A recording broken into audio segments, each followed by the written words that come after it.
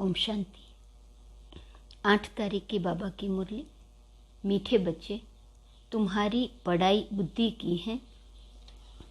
बुद्धि को शुद्ध करने के लिए प्रवृत्ति में बहुत युक्ति से चलना है। खान पान की परहेज रखनी है। प्रश्न, ईश्वर की कारोबार बड़ी वंडरफुल और गुप्त है, कैसे? उत्तर, हर एक के कर्मों का हिसाब किताब चुकतू करवाने की कारोबार बड़ी वंडरफुल और गुप्त है। कोई कितना भी अपने पाप कर्म छिपाने की कोशिश करे, लेकिन छिप नहीं सकता। सजा जरूर भोगनी पड़ेगी। हर एक का खाता ऊपर में रहता है। इसलिए बाप कहते हैं, बाप का बनने के बाद कोई पाप होता है तो सच बताने से आधा माफ हो जाएगा, सजाएं कम हो जाएंगी। छिपाओ मत। कहा जाता है, कख का चोर 100 लख का चोर। छिपाने से धारणा हो नहीं सकती। ओम शांति। किसकी याद में बैठे हो? बच्चे समझते हैं माता पिता बाप दादा अभी आएंगे, आकर हम बच्चों को अपना वर्षा देंगे।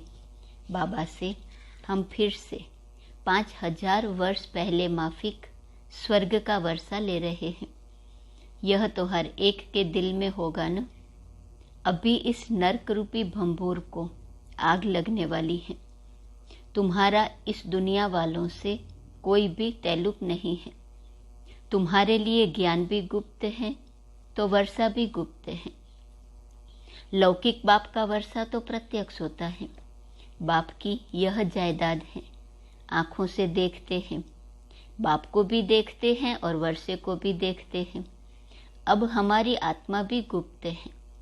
इन आँखों से न आत्मा को न परमात्मा को देख सकते हैं।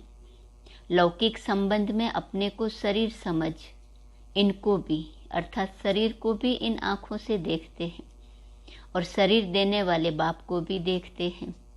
टीचर गुरु को भी देखते हैं। यहाँ तो यह बाप टीचर गुरु सब हैं गुप्त। बच्चे जानते हैं हम आत्माओं को अब ज्ञान का तीसरा नेत्र मिला है। आगे तीसरा नेत्र नहीं था, आत्मा सोई पड़ी थी। अब आत्मा को जगाते हैं तो आत्मा भी गुप्त है। जैसे आत्मा आकर शरीर में प्रवेश करती है, वैसे शिव बाबा भी इस शरीर में आकर के हमको फिर स्वर्ग का मालिक बना रहे हैं। बुद्धि भी कहती है, हमने अनेक बार बाप से वर्षा लिया है आधा कल्प के लिए, फिर आधा कल्प गंवा देते हैं। अब फिर से हम श्रीमत पर अपनी राजधानी स्थापन कर रहे हैं। श्रीमत देने वाला भी गुप्त है। तुम्हारी आत्मा जानती है कि हम परमपिता परमात्मा से गुप्त रूप से सुन रहे हैं। आत्मा अभिमानी जरूर बनना है। पहले आत्मा है, पीछे शरीर है।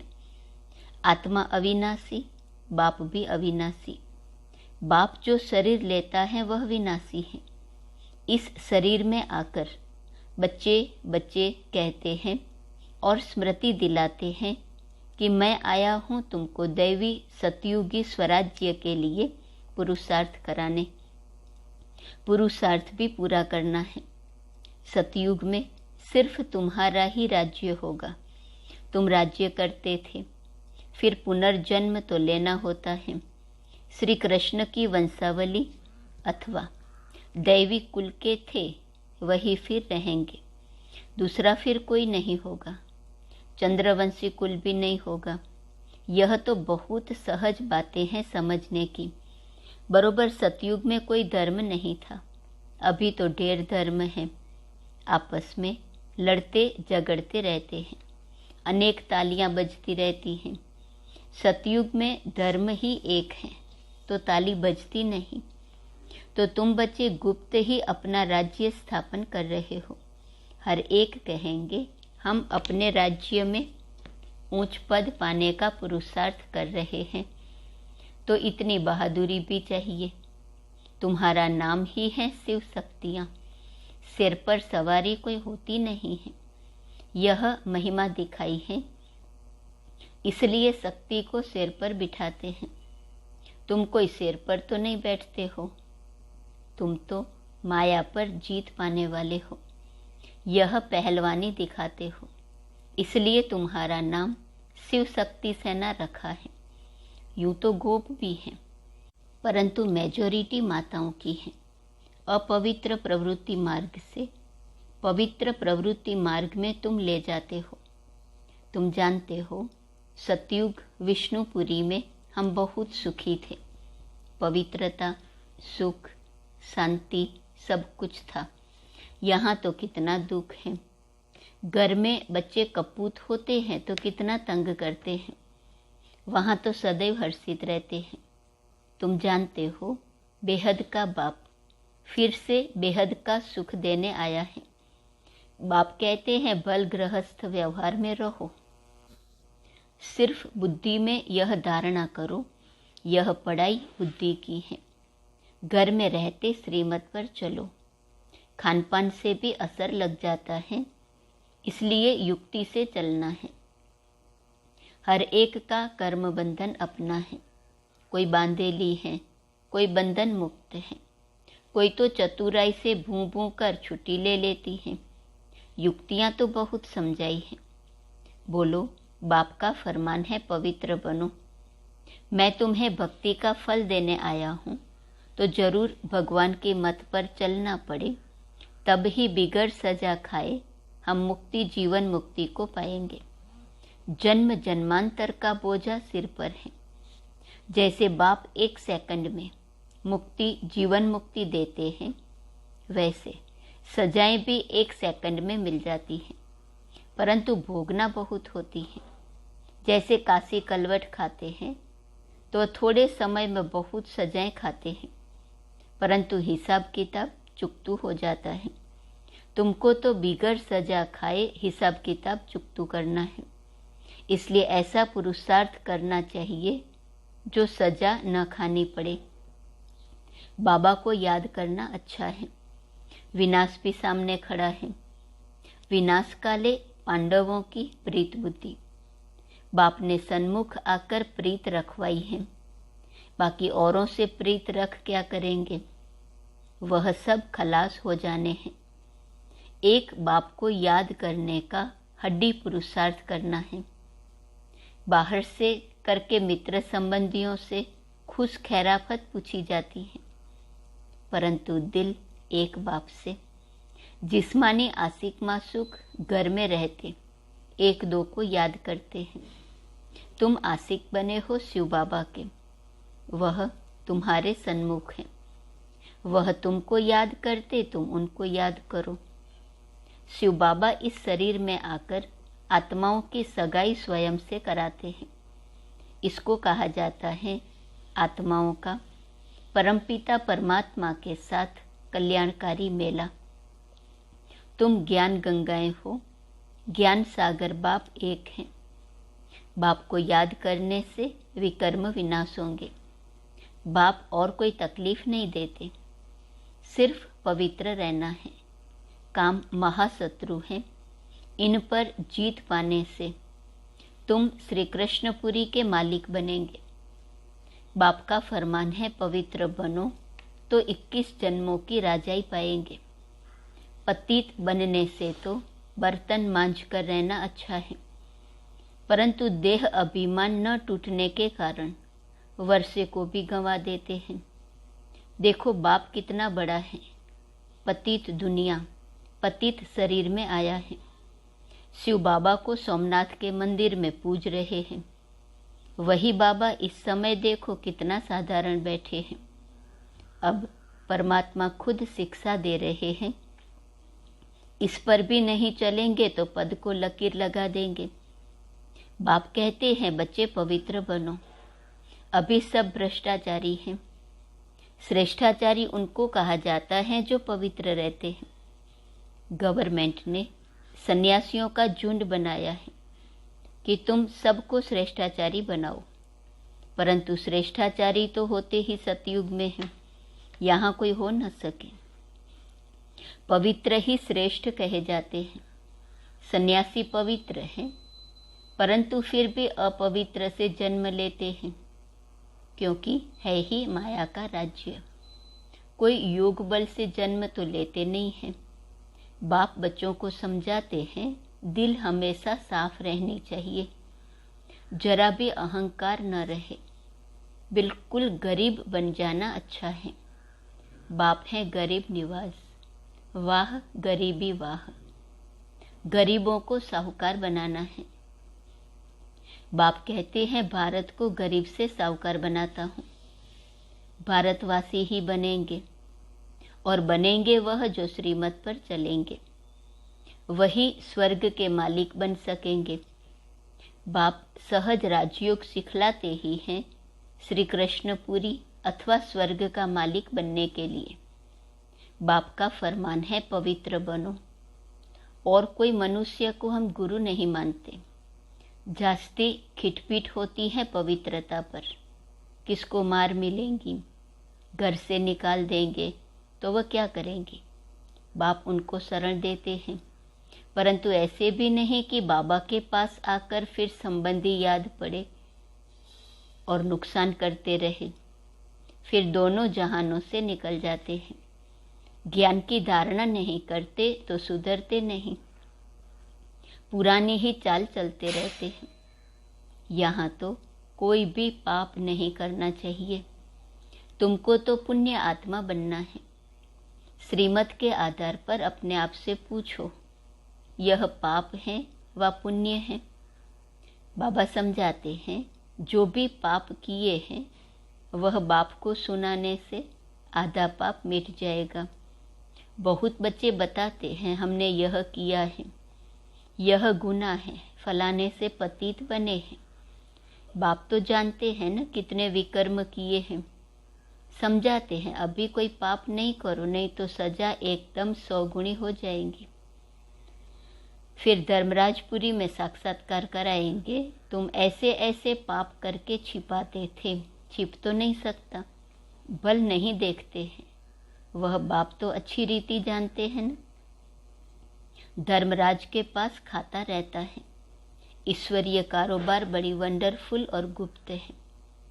कहते हैं न, जरूर पाप किया है तब दूसरे जन्म में छीछी घर में जन्म मिला है, तो जरूर जमा होता है न। ऊपर में खाता तो है न। अभी वह खाता यहाँ है, इसलिए बाप समझाते रहते हैं कि अब कोई पाप नहीं करना। कख का चोर 100 लाख का चोर कहा जाता है। समझना चाहिए, हम बहुत बड़ा पाप करते हैं, फिर पद भ्रष्ट हो जाएंगे। धारणा नहीं होती तो ईश्वरीय सर्विस कर नहीं सकते। औरों का भी कल्याण करना है। ऐसे समय बर्बाद करेंगे, पाप करते रहेंगे तो पद कम हो पड़ेगा, फिर कल्प कल्पांतर के लिए वह पद हो जाएगा। इसलिए जितना हो सके पुरुषार्थ करना है। पूछते हैं, बाबा के पास क्यों आते हो? कहते हैं, सूर्यवंशी राजधानी का वर्षा लेने। तो श्रीमत पर जरूर चलना पड़े। देखना है मेरे से कोई बुरा काम व पाप तो नहीं होता है, नहीं तो 100 गुना दंड पड़ जाएगा, फिर दास दासी जाकर बनेंगे। यहाँ इसलिए थोड़े ही आए हो। मम्मा बाबा कहते हो तो नर से नारायण बनना चाहिए न। बिगड़ धारणा के पद कैसे पाएंगे? मम्मा बाबा कहते भी माँ बाप के तख्त पर न बैठे तो समझेंगे पूरा पढ़ते नहीं हैं। मम्मा बाबा तो नर से नारायण, नारी से लक्ष्मी बनते हैं। तुमको भी बाप वही पढ़ाते हैं, तो बाप से पूरा वर्षा लेना चाहिए। बहुत हैं जो छिप छिप करके पाप करते रहते हैं, बताते नहीं हैं। कितना भी समझाओ फिर भी छोड़ते नहीं। चोर को आदत पड़ जाती है तो चोरी बेगर, झूठ बोलने बेगर रह नहीं सकते। सच्चे बाप के साथ सच ही बोलना चाहिए। बाप को बतलाना चाहिए कि हमसे यह पाप हुआ है, क्षमा करो। माया ने पाप करा लिया। अच्छा, फिर भी सच बोला है तो पाप आधा माफ हो सकता है, नहीं तो पाप बढ़ता ही जाएगा। कोई कहते हैं धंधे में पाप होता है। व्यापारी लोग पाप करते हैं तो धर्माऊ निकालते हैं कि पाप कम हो जाए। पाप करके फिर पुण्य में पैसा लगा दिया, वह भी अच्छा ही है। डूबी नाव से लोहा निकले, वह भी अच्छा। यह बाप तो स्वर्ग की स्थापना करते हैं तो सब पुण्य में ही चला जाएगा। दान पुण्य करने वाले को मिलता तो है ना। बाप हर एक को समझाते हैं, बाप हर एक बात में मत देते हैं। तो बच्चों को कभी ऐसा काम नहीं करना चाहिए, परंतु माया छोड़ती नहीं है। अच्छी अच्छी चीज देखेंगे तो झट खा लेंगे व उठा लेंगे। ऐसे ऐसे पाप कर्म करने से अपना ही पद भ्रष्ट कर लेते हैं। कई बच्चे बाबा बाबा कह फिर हाथ छोड़ देते हैं। हाथ छोड़ा फिर क्या हाल होगा। माया एकदम ही कच्चा खा लेंगी, फिर वो कौड़ी का भी नहीं रहता। नंबरवार तो होते हैं ना। सुख धाम में कोई तो राजाई करते हैं, कोई फिर साधारण भी होंगे, दास दासियां भी होंगी ना।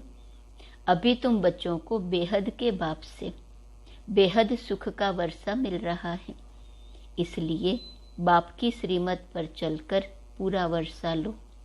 मौत तो सामने खड़ा है, अकाले मृत्यु तो होती है ना। एरोप्लेन गिरा तो सब मर गए, किसको पता था कि यह होगा। मौत सिर पर खड़ा है, इसलिए कोशिश करके बाप से पूरा वर्षा लेना चाहिए। श्रीमत पर शरीर निर्वाह अर्थ कर्म बल करो, साथ साथ यह पढ़ाई भी पढ़ो। बाप युक्तियां तो सब बतलाते हैं, पुरुषार्थ कर पवित्र भी रहना है। झाड़ू लगाना बर्तन मांजना अच्छा है अपवित्र बनने से, परंतु देही अभिमानी बनना पड़े। पवित्रता का मान तो है न। पवित्र नहीं बनेंगे तो पद भी नहीं पाएंगे। यह सब बच्चों को समझानी दी जाती है। बच्चे तो वृद्धि को पाते रहेंगे। प्रजा भी बहुत बननी है। एक राजा को प्रजा तो हजारों की अंदाज में चाहिए न। राजा बनने में मेहनत है। अच्छा, मीठे मीठे सिकीलते बच्चों प्रति माता पिता बाप दादा का याद प्यार और गुड मॉर्निंग। रूहानी बाप की रूहानी बच्चों को नमस्ते। रूहानी बच्चों की रूहानी बाप को नमस्ते नमस्ते नमस्ते। धारणा के लिए मुख्य सार। पहली पॉइंट, इस विनाश काल में दिल की सच्ची प्रीत एक बाप से रखनी है, एक की ही याद में रहना है।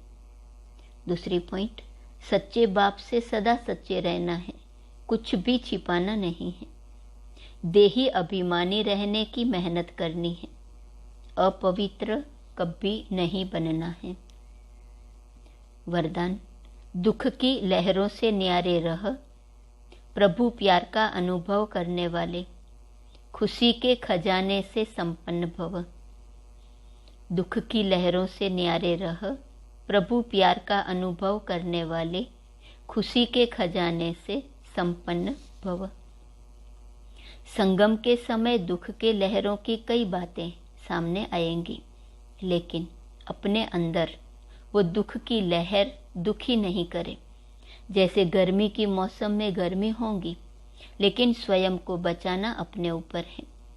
तो दुख की बातें सुनते हुए भी दिल पर उसका प्रभाव न पड़े। जब ऐसे दुख की लहरों से न्यारे बनो, तब प्रभु का प्यारा बनेंगे। जो ऐसे न्यारे और परमात्मा प्यारे हैं, वही खुशियों के खजाने से संपन्न रहते हैं। स्लोगन, त्रिकालदर्शी व त्रिनेत्री वह है जो माया के बहु रूपों को सहज ही पहचान ले। त्रिकालदर्शी व त्रिनेत्री वह है जो माया के बहु रूपों को, अलग अलग रूप से माया आती है ना, तो उसको सहज ही पहचान ले। आज का स्वमान, मैं सर्व खजानों का अनुभवी हूँ। लाइट हाउस माइट हाउस की पॉइंट है, सभी अपने को लाइट हाउस समझते हो। लाइट हाउस का कार्य है सभी को रास्ता दिखाना।